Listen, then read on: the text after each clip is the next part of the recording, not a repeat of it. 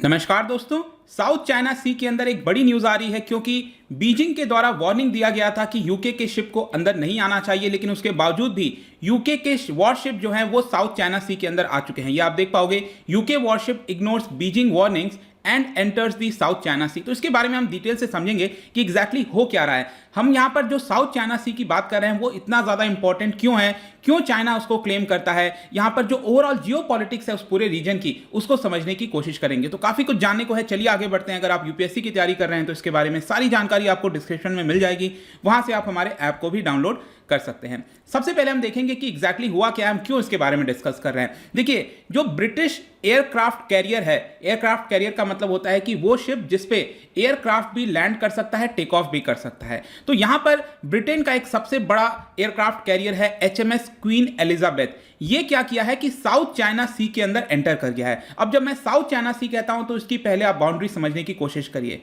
अगर हम भारत से जाएंगे साउथ चाइना सी की तरफ तो सबसे पहले आपको पता है कि इंडियन ओशन को क्रॉस करने के बाद ये मलक्का स्ट्रेट आता है, उसको जब हम क्रॉस करेंगे फिर यहां पर सिंगापुर स्ट्रेट वगैरह है, और इसके बाद ये वाला जो पूरा एरिया आप कह सकते हो एक प्रकार से साउथ चाइना सी है। यहां पर ध्यान रखिएगा, गल्फ ऑफ थाईलैंड इधर होगा और साउथ चाइना सी के ऊपर आता है आपका ईस्ट चाइना सी। लेकिन जो मेन विवाद है वो आपको साउथ चाइना सी के अंदर ही, ये जितने भी कंट्रीज आप देख रहे हो, चाहे वियतनाम हो गया, यहां पर फिलीपींस है, ब्रुनेई है, इंडोनेशिया है, मलेशिया है, ज्यादातर ये जो कंट्रीज आप देख रहे हो इसके साथ आपको प्रॉब्लम्स देखने को मिलेंगी। जो चाइना है वो बेसिकली कहता है कि जो पूरा 1.3 मिलियन स्क्वायर माइल है साउथ चाइना सी का, वो उसका टेरिटरी है। और चाइना बेसिकली ब्लेम करता है बाकी सारे देशों को। वो कहता है कि वियतनाम की वजह से, फिलीपींस की वजह से, मलेशिया की वजह से, इन सभी देशों की वजह से यहां पर आपको प्रॉब्लम्स देखने को मिलती है। बाहर के देशों के जैसे यूएस हो गया, ब्रिटेन हो गया, वो कई बार अपने वॉरशिप्स को यहां पर भेजते रहते हैं। इसकी वजह से यहां पर टेंशन देखने को मिलता है, ऐसा चाइना कहता है।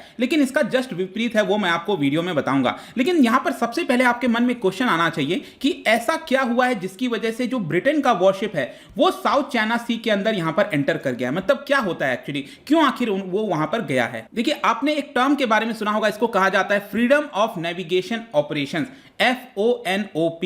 इसके तहत क्या होता है, विश्व के जो पहले काफी लंबे समय से मरीन पावर्स रह चुके हैं, नेवी पावर जो रह चुके हैं, जैसे कि यूनाइटेड स्टेट्स हो गया, यूनाइटेड किंगडम हो गया, और अब आप देखोगे जो ऑस्ट्रेलिया है, ये सब क्या करते हैं कि फ्रीडम ऑफ नेविगेशन ऑपरेशन अपनाते हैं। उनका ये कहना होता है कि पूरे विश्व भर में यहां पर फ्रीडम होनी चाहिए नेविगेशन के लिए। मतलब कि कोई भी देश ये क्लेम नहीं कर सकता, जैसे कि अगर कोई शिप इंडियन ओशन से गुजरते हुए जा रहा है तो भारत ये नहीं कह सकता कि यहां पर ये इंडियन ओशन इसका नाम है तो ये पूरा हमारा ओशन हो जाएगा। वैसे यहां पर साउथ चाइना सी में यहां पर अगर कोई भी शिप है, अगर उसको जाना है, नेविगेट करना है, तो इसको कोई भी देश रोक नहीं सकता। ऐसा यहां पर कहना है इन सभी देशों का, और इसी की वजह से इनके द्वारा ये कुछ ऑपरेशंस कंडक्ट कराए जाते हैं समय समय पर। और पिछले काफी समय से अगर आप देखोगे, यूएस और यूके दोनों मिलकर यहां पर इस तरह के ऑपरेशंस कंडक्ट करते रहते हैं और असर्ट करते हैं कि फ्रीडम ऑफ नेविगेशन राइट्स होना चाहिए हर एक देश के पास। अगर हम बात करें ब्रिटेन ने कौन से शिप्स को भेजा है, ब्रिटेन के अलावा और भी कई सारे देश आपको यहां पर देखने को मिलेंगे।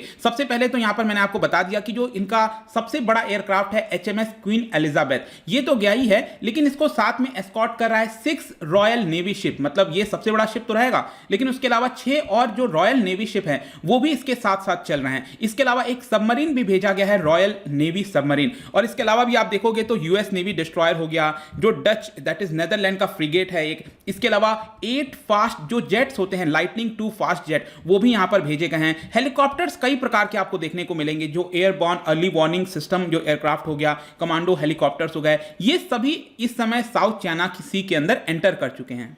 और एंटर करने का मतलब ये नहीं है, जैसा मैंने आपको बताया, एंटर करने का मतलब ये नहीं कि कोई वो वॉर करने का है। ये बेसिकली इंश्योर करते हैं कि हमारी शिप्स कहीं से भी गुजर सकती हैं, ये हर एक देश के पास फ्रीडम होना चाहिए। अब मैं आता हूं कि यहां पर जब हम बात करते हैं साउथ चाइना सी की, तो इसकी इंपॉर्टेंस क्या है, हम क्यों इसकी इतना ज्यादा इंपॉर्टेंट मानते हैं। देखिए, ये जो पूरा अगर आप एरिया देखोगे तो मैंने आपको बता दिया 6 देशों के द्वारा सराउंडेड है, China, Taiwan, Philippines, Vietnam, Malaysia, Brunei. ये सभी कुछ मैंने आपको यहां पर अभी मैप में दिखाया था, या फिर से देख सकते हो। यहां पर ताइवान हो गया, चाइना 2, वियतनाम 3, चौथा मलेशिया है, यहां पर छोटा सा देश है ब्रुनेई, 5वां ये हो गया, फिर फिलीपींस भी आपको देखने को मिलेगा, राइट। तो ये टोटल 6 देशों से घिरा हुआ है आप कह सकते हो। और इसमें भी अगर आप देखेंगे पूरे साउथ चाइना सी के अंदर 2 ग्रुप ऑफ आइलैंड्स ऐसे हैं जिसको लेकर बहुत ज्यादा टेरिटोरियल डिस्प्यूट आपको देखने को मिलेगा। मतलब जो आर्किपेलाजीज कहते हैं हम जिनको, ग्रुप ऑफ आइलैंड्स बेसिकली। तो एक पहला ग्रुप ऑफ आइलैंड है जिसको पार्शल आइलैंड के नाम से जाना जाता है। ये आप देख सकते हो अच्छे से, ये पार्शल आइलैंड आपको यहां पर देखने को मिलेगा। तो पार्शल आइलैंड का जो डिस्प्यूट है वो चाइना, ताइवान और वियतनाम के बीच में बेसिकली है। ताइवान, चाइना और वियतनाम, इन तीन देश के बीच में ये पर्टिकुलर आपको डिस्प्यूट देखने को मिलता है पार्शल आइलैंड। दूसरा अगर आप देखोगे तो ये कहा जाता है Spratly island. Spratly island basically एक काफी बड़ा एरिया कवर करता है। आप देख सकते हो ये पूरा आपका स्पार्टली आइलैंड हो गया। बहुत सारे आइलैंड्स यहां पर छोटे छोटे देखने को मिलते हैं और ये आइलैंड ऐसा है जो कि सभी यहां पर जो देश हैं उनके बीच में क्लेम आता है। वियतनाम भी कुछ हद तक क्लेम करता है, फिलीपींस भी क्लेम करता है, ब्रुनेई हो गया, मलेशिया हो गया, ये सभी देश, चाइना तो है ही है। चाइना तो कहता है कि ये पूरा ही हमारा है। चाइना का तो ये कहना है कि हमने यहां पर 9 डैश लाइन बना दिया है और इसी के आधार पर चीजें चला करेंगी।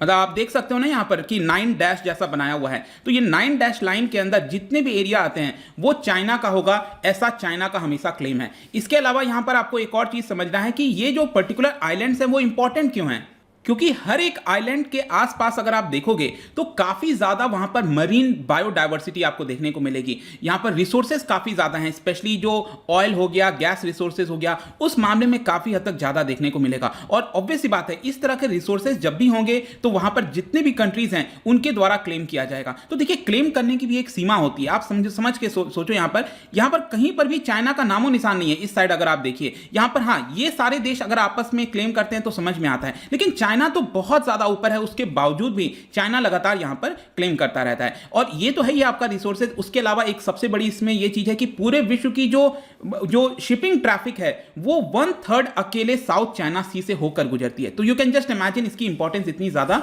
क्यों बढ़ जाती है। अब देखिए क्या होता है कि जो चाइना है वो अलग अलग प्रकार की स्ट्रैटेजीज अपनाता है इधर आइलैंड्स को क्लेम करने के लिए। सबसे पहले क्या करता है, अलग अलग आइलैंड पर जाकर इंकर्शन कर देता है, अपनी स्थापित कर देता है, अपने एसेट्स वगैरह को इंस्टॉल कर देता है। इसके अलावा अगर कोई भी छोटे मोटे शिप्स होते हैं कमजोर देश के तो उसको यहां पर सिंक कर देता है, गिरा देता है फॉरेन शिप्स को। उसके अलावा वहां पर जो आइलैंड्स हैं उसको खुद का नाम दे देता है, नया डिस्ट्रिक्ट बना देता है और चाइनीज नेम दे देता है और कहता है कि नहीं आज से इस आइलैंड का नाम यही होगा। इसके अलावा यहां पर जो आर्टिफिशियल आइलैंड्स हैं वो भी क्रिएट हो जाता है। आप समझो यहां पर क्या हो रहा है कि ये जो आइलैंड्स हैं वहां पर क्या करता है, आर्टिफिशियल आइलैंड को ही क्रिएट कर देता है। और आपको पता होगा कि यूएन क्लॉज के अकॉर्डिंग जो आपका टेरिटरी है वहां से 200 नॉटिकल माइल्स तक एक प्रकार से एक एक्सक्लूसिव इकोनॉमिक जोन के अंदर आता है। 12 नॉटिकल माइल्स तक वो बेसिकली टेरिटोरियल वाटर के अंदर आता है। तो आइलैंड अगर आप बना दोगे और कहोगे ये मेरा आइलैंड है तो उसके आसपास का जो पूरा रीजन है, वाटर एरिया है, वो आपका हो जाएगा। तो ये सारी कोशिश लगातार चाइना के द्वारा की जाती है उस पूरे साउथ चाइना सी को क्लेम करने के लिए। लेकिन एक और क्वेश्चन आता है कि क्या कभी ये पूरा मामला कोर्ट में गया है, इंटरनेशनल कोर्ट वगैरह में गया है? तो मैं बता दूं बिल्कुल, इंटरनेशनल कोर्ट ऑफ जस्टिस जो हेग के अंदर है वहां पर ये पूरा मामला की सुनवाई हुआ था और 2016 में इसका निर्णय सुनाया गया था, जिसमें इस कोर्ट ने क्लियरली कह दिया था कि चाइना ये जो क्लेम करता रहता है लगातार कि ये पूरा आइलैंड हमारा होगा, ये पूरा साउथ चाइना सी हमारा है, ये पूरी तरह से गलत है। ये क्लेम चाइना के द्वारा नहीं होना चाहिए और यूएस, यूके, ऑस्ट्रेलिया ये जो फ्रीडम ऑफ नेविगेशन ऑपरेशन करते हैं वो कर सकते हैं, उसमें कोई प्रॉब्लम नहीं होगी। और यहां पर अगर आप देखोगे तो 2016 के रूलिंग के बाद यहां पर जो ब्रिटिश है वो अपनी वॉरशिप लगातार समय समय पर भेजता रहता है और उसी के अकॉर्डिंगली यहां पर भी उसने भेजा। लेकिन इस बार बीजिंग ने काफी बड़ी वार्निंग भी एक प्रकार से दी थी। पिछले वीक की बात है, मैं आपको एक और इंपॉर्टेंट चीज बताता हूं। अभी आपको पता होगा ओलंपिक्स चल रहा है, तो वहां पर एक जो न्यूज चैनल है एनबीसी, उनके द्वारा कवरेज किया जा रहा है पूरे वर्ल्ड वाइड। तो क्या है कि इस एनबीसी न्यूज चैनल ने क्या किया था कि जो चाइना है उसका जब मैप वो दिखा रहे थे तो वहां पर ताइवान और साउथ चाइना सी को इंक्लूड नहीं किया था और चाइना ने इसको लेकर काफी ज्यादा क्रिटिसाइज किया एनबीसी को कि आप जो मैप दिखा रहे हो वो इनकम्प्लीट है और ताइवान, साउथ चाइना सी ये पूरा हमारा पार्ट होना चाहिए। तो जब भी इस तरह का मामला आएगा तो आपको दिखेगा कि चाइना जो है वो एग्रेसिव रुख अपनाता है। और ये जब पूरा मामला सामने आया कि यूके ने अपने वॉरशिप को भेज रहा है साउथ चाइना सी के अंदर, तो ग्लोबल टाइम्स जो कि चाइना का माउथपीस है, ये आप देख सकते हो कि उनके द्वारा कई सारे आर्टिकल्स लिखे गए थे। UK still lives in colonial days by sending navy to South China Sea।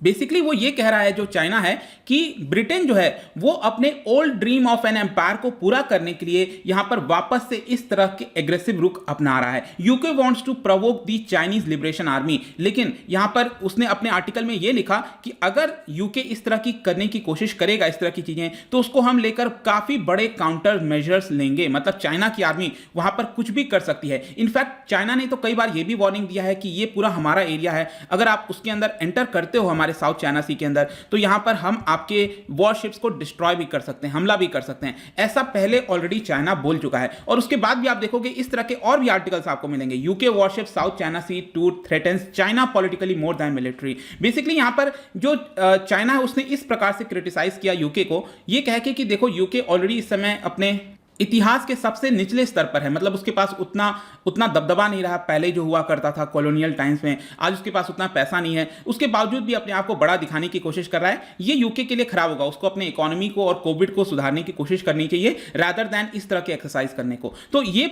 आपको देखने को मिलेगा चाइना की तरह से क्रिटिसिज्म। अब देखना होगा आगे, अभी तो चीजें क्या है, शुरुआत हुई है, साउथ चाइना सी के अंदर गया है, देखेंगे कि क्या चाइना जो है वो किसी प्रकार का काउंटर मेजर लेता है, किसी प्रकार का आमना सामना होता है उन दोनों के बीच में, ये आगे देखने वाली बात होगी। बट आई होप कि इस वीडियो के माध्यम से आपको जो भी कुछ है समझ में आ गया होगा। जाने से पहले एक बहुत ही इंटरेस्टिंग क्वेश्चन आपके लिए लाया, आपको बताना है कि यहां पर साउथ चाइना सी के अंदर जो भी डिस्प्यूट चल रहा है उसमें कौन सा देश इन्वॉल्व नहीं है, यह आपको बताना है। यहां पर इसका जो राइट आंसर है आपको पता ही है, मेरे इंस्टाग्राम पर तो आपको मिलेगा ही, वहां पर अगर आप नहीं हो कोई बात नहीं, टेलीग्राम से भी ले सकते हैं इसका सही उत्तर।